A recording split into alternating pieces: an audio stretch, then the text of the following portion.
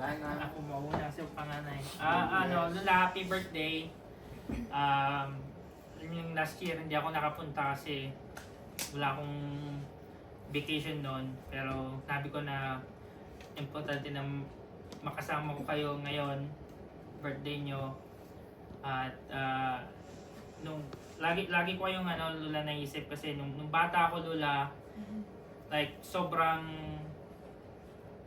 attached ako sa inyo noon nung lumaki ako na dun sa Nankamaliran, na malaking pagbabago sa akin nung umalis kayo, Lola, punta kayong Amerika. Kahit bata pa ako nung naalala ko pa na isang malaking pagbabago sa akin. Pero kasi, Lola, compared kina Ate Grace, hindi ko nabutan si Lolo na kayo yung Lola na kasama ko ng matagal, na gusto ko na alam kahit na malayo kayo sa akin, makasama ko pa rin kayo kahit papaano.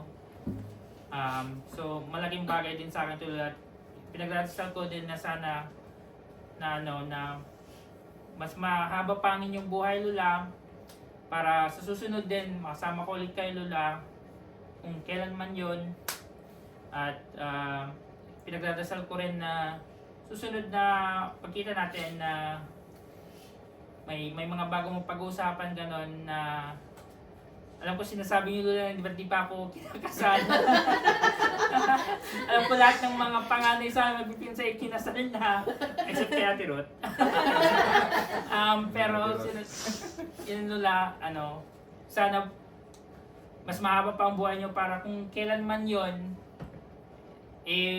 at least nandun kayo kung sakali man na dumating yung panahon na yun. Kaya pinagdadasal ko ang long life niyo, Lola, at sana makasama ko pa kayo apart from this day na more than any other, like in the future, Lola.